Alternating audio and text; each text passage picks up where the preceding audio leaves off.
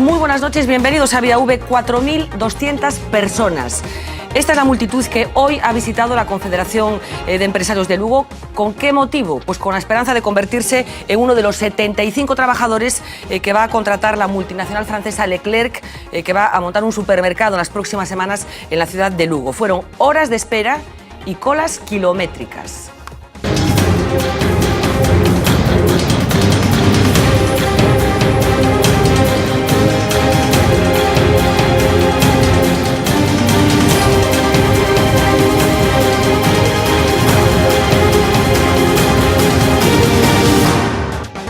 Pablo Arangüena, muy buenas noches. Muy buenas. ¿Un indicativo de que algo está pasando con el mercado de trabajo en España? No, un indicativo de que la gente está desesperada por encontrar trabajo, y de que los brotes verdes de los que nos vienen hablando desde hace muchísimo no existen, y de que, por cierto, la mayor empresa de Lugo es la Diputación Provincial. Martiño Noriega, moi boa noite. Moi boa noite. Do teu libro falaremos no transcurso do programa, pero como interpretamos esas ringleiras? Bueno, eu coincido con Pablo, non? É dicir, de que a situación da que falan da recuperación, polo menos na realidad non existe, e o emprego que se está creando é un emprego moi precarizado, un emprego moi inestable, e nesa medida pois a xente está moi desesperada e a xente, calquera oportunidade intenta, bueno, aproveitala para intentar buscar algo que é básico, que é un dereito ao traballo. Bueno, pues esas colas del trabajo, esas colas del paro, que indican cuál es la situación, la desesperación de mucha gente que está sin trabajo, va a ser uno de los argumentos del programa de esta noche, en el que vamos a contar también con la presencia de Fran Espiñeira, muy buenas noches. Hola, buenas noches. Carlos Marcos, muy buenas noches. Buenas Gonzalo noches. Trenor, muy buenas noches. Uno de los argumentos, porque como siempre tenemos un programa muy completo. Marina Cadegato. Hola, ¿qué tal? Buenas noches Fernanda, buenas noches a todos. Empezamos con una noticia que seguro que ya os suena, porque una vez más se han colapsado las urgencias de Vigo, así que nosotros hoy hemos ido a por reacciones políticas. Su alcalde, Abel Caballero, dice que la culpa es del presidente de la Xunta, de Núñez Feijóo. El PSDG dice que se trata todo de una estrategia política, mientras que el presidente de la Xunta, Núñez Feijóo, achaca la saturación de las urgencias a un exceso de roturas de cadera. Intereseime polo que estaba ocurrindo en Vigo. Mire, o dato que me deron esta mesma semana, entraron o mismo día 11 fracturas de cadeira. Como natural, esos son, na maioría dos casos, intervencións urxentes, que non se poden aplazar, e esos quirófanos e esas camas hai que utilizalas. Y ya están completas las candidaturas a la alcaldía de Santiago. Nuestro tertuliano Martiño Noriega será uno de los candidatos, encabezará la lista de Compostela Berta y su primera propuesta es la siguiente: una mancomunidad o una posible fusión entre Santiago, Ames y Teo. Impulsar ese espazo político que sexa capaz de ceder dereitos en servizos públicos e repartir custos. Poden pasar dende unha reactivación da mancomunidade a un impulso dunha área metropolitana ata un proceso de futura fusión sempre testada ca vontade popular, non? Ya visteis que Martiño Noriega nos acompaña en la mesa esta noche, así que con él hablaremos de su nuevo reto de cara al futuro, pero también se lo hemos querido preguntar al presidente de la Xunta. Él dice que esta decisión perjudica más a la izquierda que a la derecha. Izquierda Unida, a Nova, Podemos, os ecoloxistas, non sei exactamente a denominación correcta que hai neste movimento, me dá a sensación de que nunca militaban no entorno do Partido Galeguista Reformista, que é o Partido Popular, co cual me dá a sensación que perxudica máis a outros que o partido mayoritario en Compostela. Y esta noche os queremos contar la historia de este libro. El libro se titula Gobernación y Administración de China y es actualmente uno de los libros más destacados en las librerías y en la librería específicamente del aeropuerto de Lavacolla. Nos propusimos a entender por qué una librería gallega de Santiago podría tener interés en destacar un manual que recopila los discursos del presidente chino. Y la respuesta está en esta fotografía, la de esta reunión entre el presidente de Facebook con el presidente de China, pero los detalles se lo contaremos a continuación.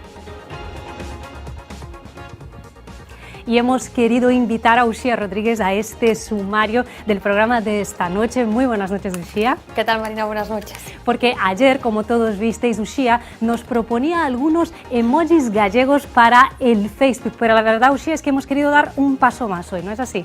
Sí, Marina, porque la verdad es que desde que ayer vimos la paella valenciana, que esa paella valenciana podía llegar a tener su propio emoticono de WhatsApp, no hemos parado de darle vueltas a este asunto. Así que en V Televisión hemos diseñado 6 propuestas que desde hoy hasta el próximo lunes todo el mundo podrá votar a través del hashtag emojis galegos. El primero, por aclamación popular, claramente no podía faltar el pulpo a feira. Creemos que no estaría de más que este emoticono se colara entre el trozo de pizza, el plato de espaguetis o el sushi que podemos encontrar en el repertorio de comidas que nos ofrecen esos iconos que ya existen de WhatsApp. Tampoco estaría de más incluir este clásico de toda celebración gallega que se precie, el licor café. Así que también tenemos emoji para esta pócima mágica. La flamenca de WhatsApp se ha convertido, nadie lo podrá negar, en todo un emblema. Sea cual sea la conversación, siempre viene bien tenerla a mano. Así que nosotros hemos decidido reconvertirla. Le sacamos los volantes, le ponemos el traje tradicional gallego y le colocamos también una pandereta. Emoji muñeira le hemos llamado a este emoticono. Al mítico muñequito ese de la camiseta roja solo hemos tenido que añadirle unas escaleras y ya está, ya tenemos a un gallego más que no sabe si sube o si baja, así que si os gusta tirar de tópicos, emoji depende. También nos parecería buena idea colar un hórreo entre las decenas de edificios que nos ofrecen esos emoticonos de WhatsApp que ya están creados. Ya por último, se nos ha ocurrido que nos vendría muy bien tener un icono para cuando queremos soltar un qué riquiño. Para eso nuestro grafista le ha puesto una boina al mítico emoticono de cara de niño. Así que, Marina, estas son nuestras 6 propuestas de emojis galegos que todo el mundo puede votar. Yo no sé, Marina, ¿cuál es tu preferida? El mío es la escalera, Uxia. Yo voy a votar en el si sube o baja, pero tenéis, ya sabéis, para votar hasta el lunes. Cada uno de vosotros podéis votar el lunes, contaremos el resultado, pero no os vayáis muy lejos porque a continuación tenemos una entrevista muy interesante aquí en el programa. Hablaremos de exploraciones no me va a salir la palabra. Exploraciones neurológicas no invasivas, era lo que yo quería decir. Hablaremos de este tipo de experimentos para curar la depresión. Lo haremos a continuación, siempre teniendo en nuestra vista en mente esas impresionantes y preocupantes colas del paro.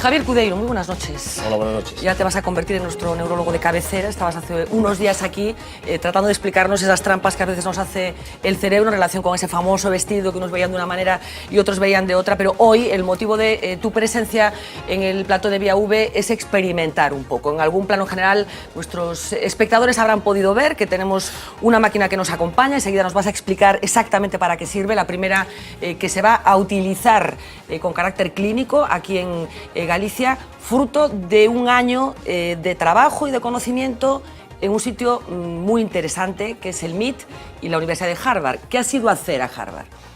Pues aprender muchas cosas y hacer algo que llevaba mucho tiempo dándole vuelta. Nosotros llevamos trabajando con este tipo de técnicas más de 18 años, pero a nivel básico. Es decir, queremos saber cómo funciona el cerebro, qué es lo que ocurre cuando cambia y uno tiene una enfermedad, qué parámetros se pueden ver, pero no nos habíamos planteado nunca, yo nunca me había planteado utilizarla de forma terapéutica para curar.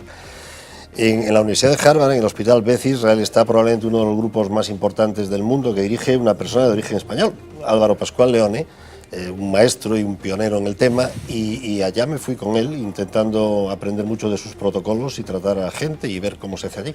Bueno, pues vamos a conocer exactamente de qué se trata esta técnica, esta terapia que, como decimos, aterriza en Galicia, aterriza en el norte de España, porque no hay hasta el momento ninguna posibilidad de aplicar esta técnica para tratar enfermedades tan graves como la depresión profunda, esa depresión que no responde a ningún tipo de tratamiento terapéutico.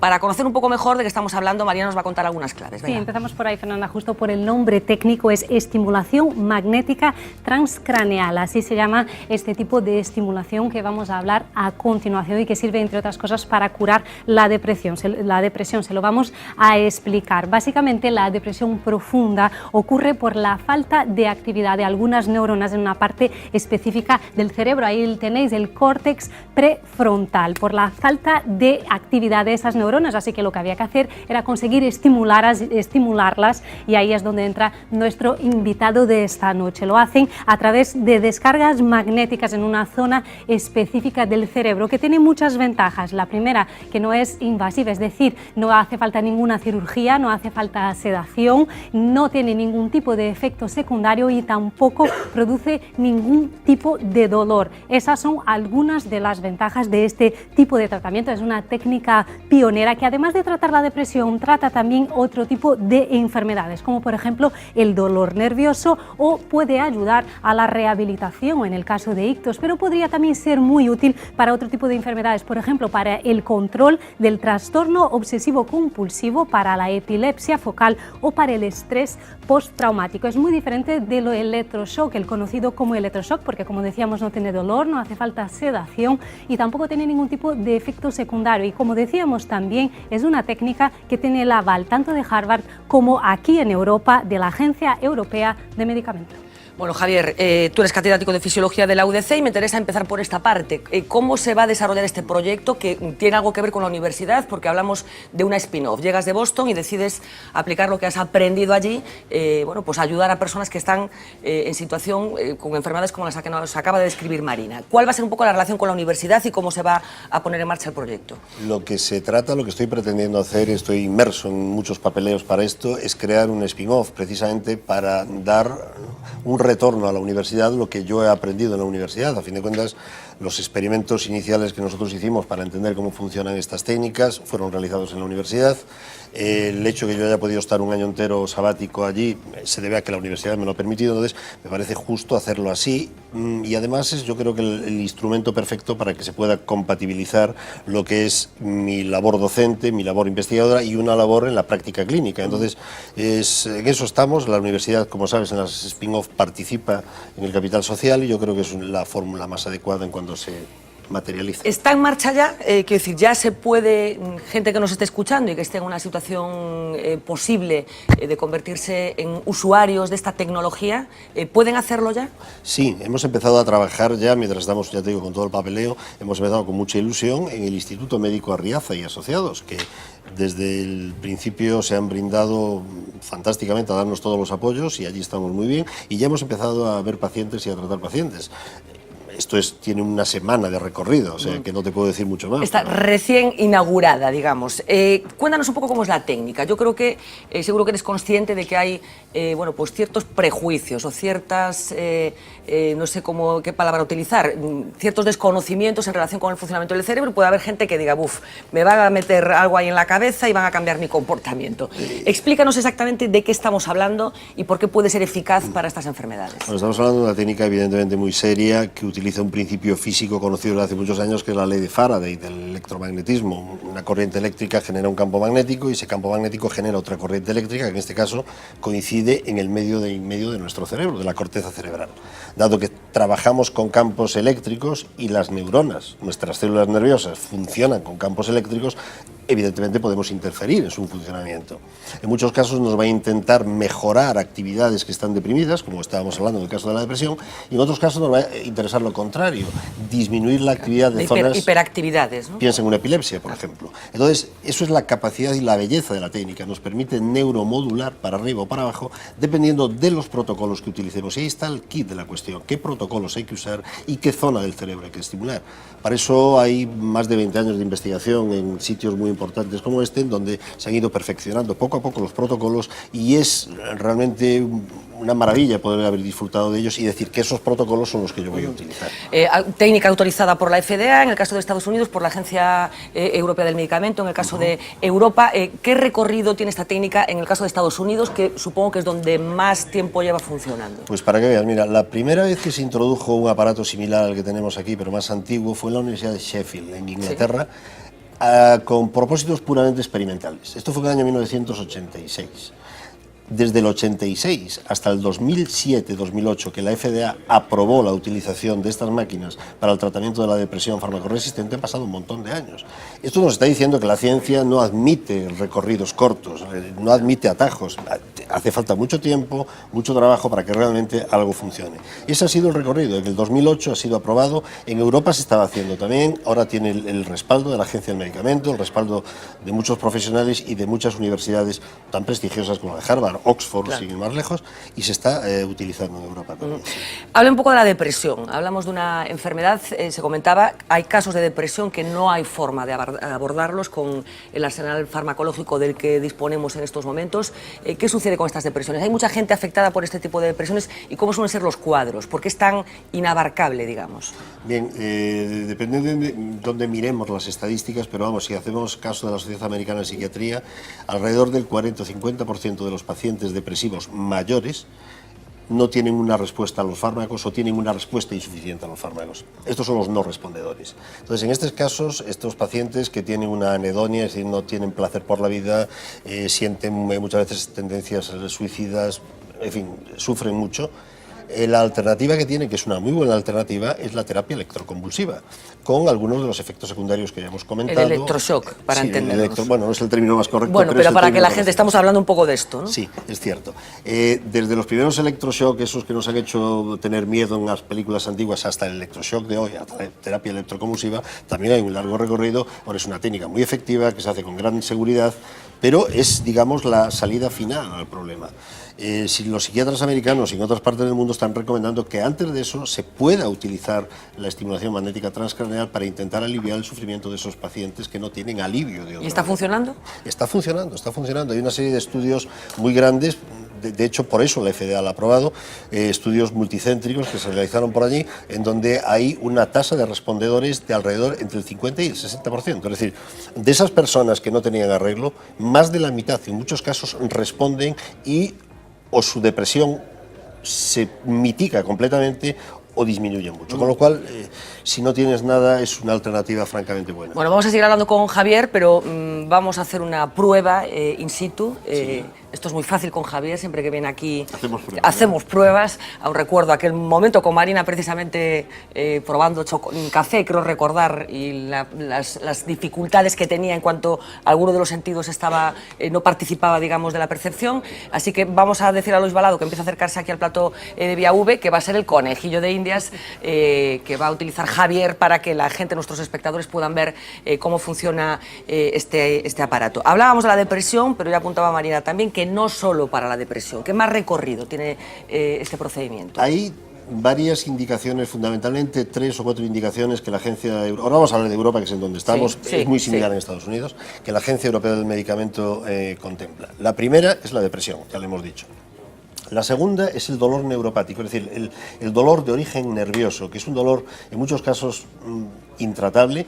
Después de probar fármacos de distintas generaciones, se puede tratar francamente bien con esta técnica. No todos los dolores neuropáticos son susceptibles de ser tratados, pero por ponerte un ejemplo, un dolor neuropático característico que todo el mundo conoce es el dolor del trigémino, el dolor de la cara, que es quemante, urente, desagradable. Ese dolor responde francamente bien al tratamiento con esta técnica. Otros dolores, que son los dolores post-ictus, cuando tienes un accidente vasculocerebral, en muchas ocasiones, el 50 o 60% de las personas tienen dolor en el miembro superior, en la cara, en el miembro superior, en el miembro inferior. Suele responder también bien. Entonces, depresión, dolor neuropático. Y en otras ocasiones tratamos también las epilepsias que son fármacoresistentes. Migrañas, por ejemplo, que también es una patología muy frecuente y que desespera mucho a quien las padece. La FDA ha aprobado el tratamiento de la migraña, pero un tipo de migraña especial, la migraña visual con aura. Es decir, esos pacientes tienen una sensación de que están viendo algo, les está avisando que va a venir el ataque de migraña y en ese momento es cuando hay que tratar. Para eso han diseñado un dispositivo portátil muy distinto al que está aquí porque tiene que dar menos intensidad y solamente 3 pulsos durante mucho tiempo, en un periodo de minutos. Y el paciente lo tiene en su casa o incluso lo puede llevar y lo aplica en la parte posterior de la cabeza, en el lóbulo occipital, y es capaz de cortar el ataque de migraña. Pero para la prevención de la migraña, que sería lo que es útil, es decir, no vamos a llegar a esa fase, de momento no tenemos. Más cosas, estrés postraumático, he leído algo por ahí también. En el estrés postraumático es una de las evidencias que hay. Las evidencias científicas se clasifican en A, B, C o 1, 2, 3.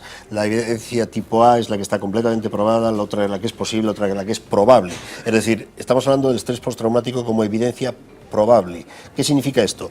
Que hay trabajos científicos muy prometedores, pero falta el ensayo clínico grande, multicéntrico, que diga, vale, esto es así. Pero sí, se hace y se puede utilizar como tratamiento en el caso de que fallen otros tratamientos. ¿Parkinson? En el Parkinson se ha empezado a tratar hace bastante tiempo, sobre todo motivado por el empuje de la Fundación Michael Fox, que, como sabéis, el actor. El actor, sí. En realidad, los datos que hemos obtenido con el tratamiento del Parkinson son contradictorios.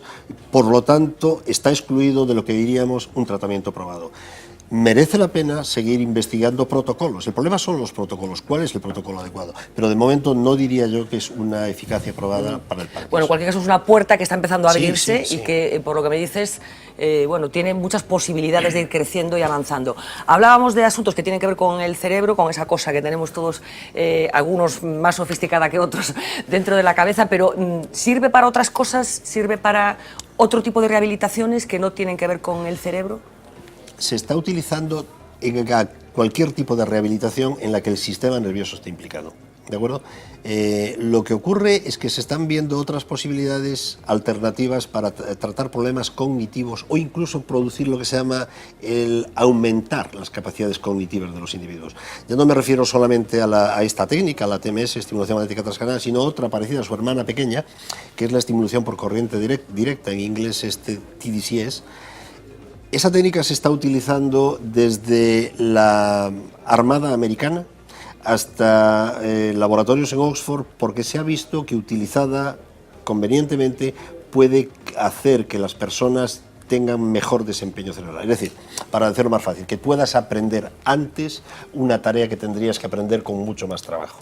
Caray, bien, no sé si me asusta esto. Esto asusta un poco, puede rozar o roza ya problemas éticos considerables, y sobre todo todavía no tenemos evidencias de que modificando una parte del cerebro para que haga esto rápido no estemos trabajando en detrimento de otras partes del cerebro, que están todas conectadas. Entonces ahí hay que poner un toque de alarma y no se puede pretender que la gente utilice ricamente y a libre albedrío estas técnicas, porque todavía no están probadas, pero sí son muy prometedoras. La Armada Americana la hace, por ejemplo, para que ¿habéis visto la película esta reciente del francotirador? Sí. Bueno, para entrenar a los francotiradores. ¿Y qué aprende? O sea, mejoran extraordinariamente la puntería.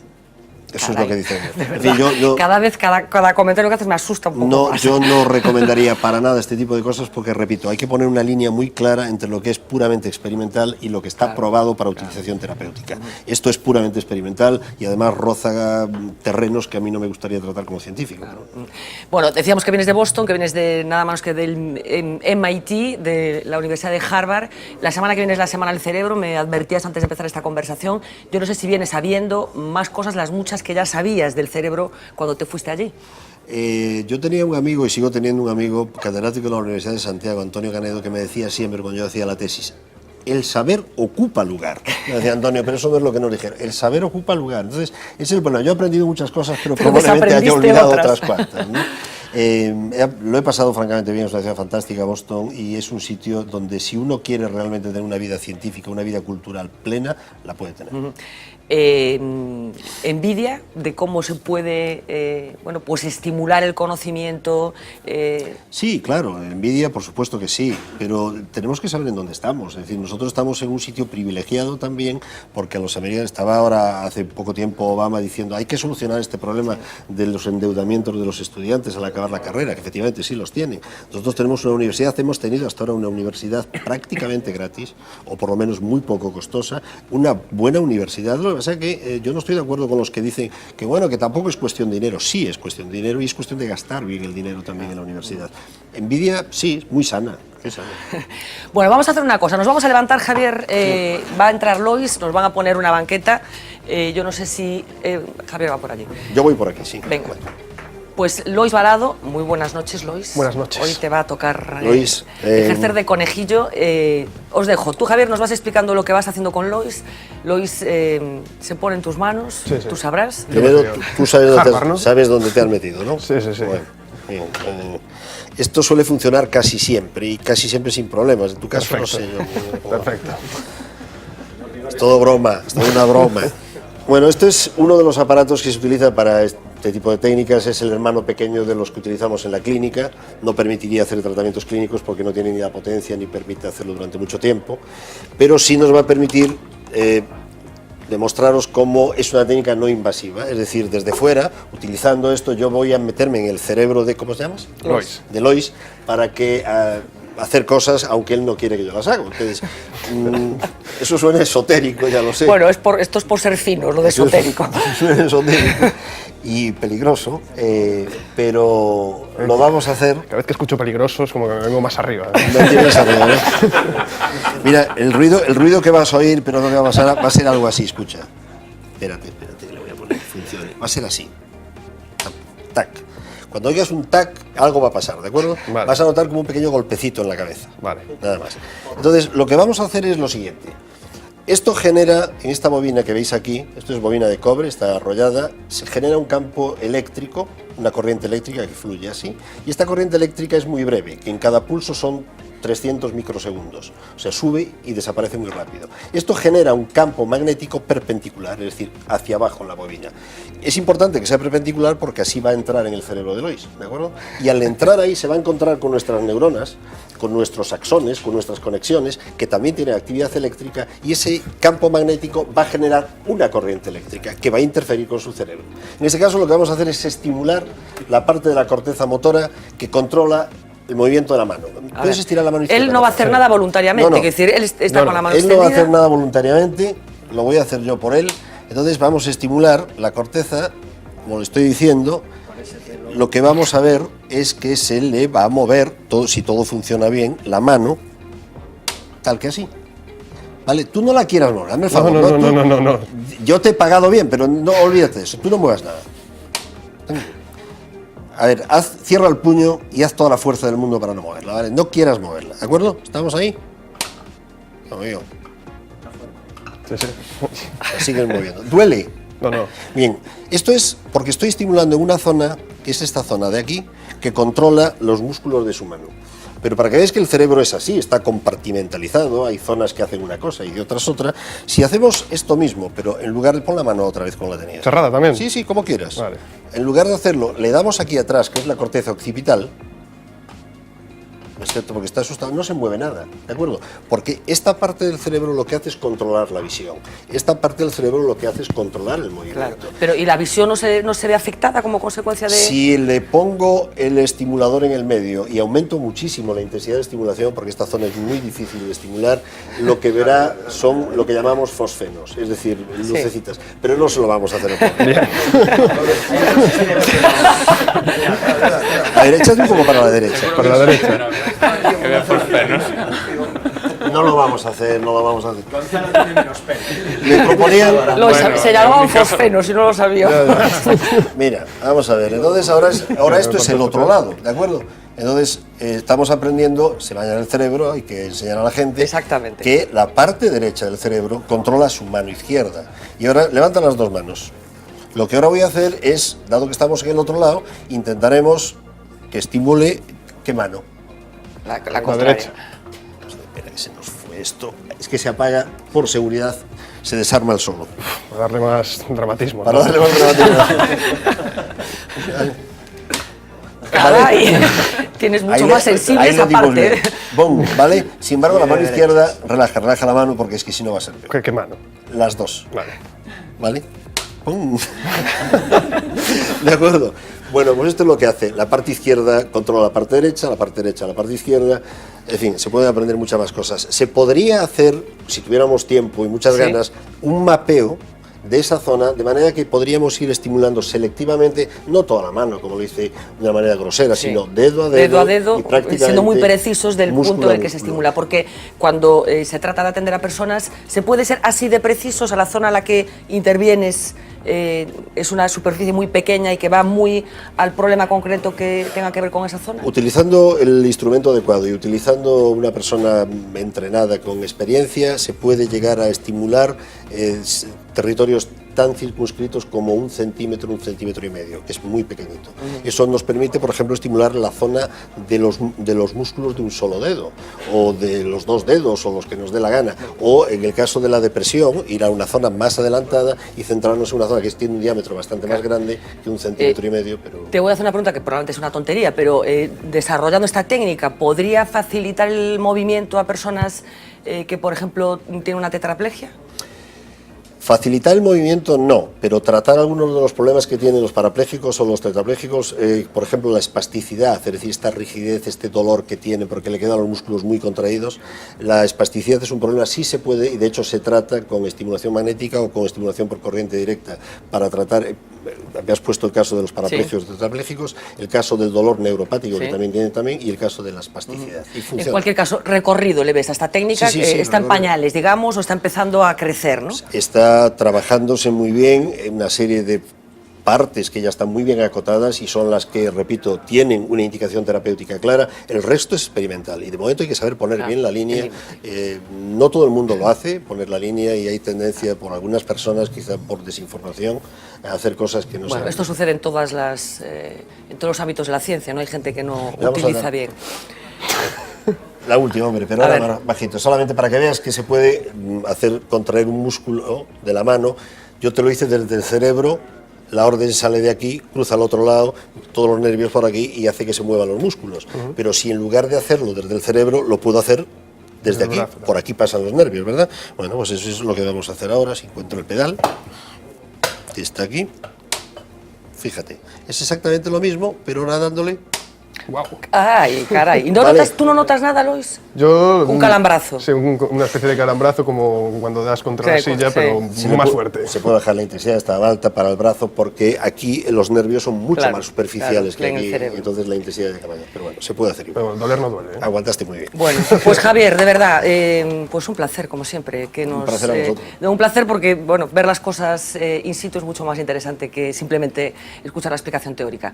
Graciñas, seguiremos recurriendo a ti para que nos expliques cosas de esta cosa tan desconocida que tenemos dentro de la cabeza, desconocida por lo menos para muchos de nosotros. Gracias a vosotros por haberme traído. Vamos a hacer una pausa publicitaria breve de unos minutos, enseguida regresamos para hablar de cosas del día.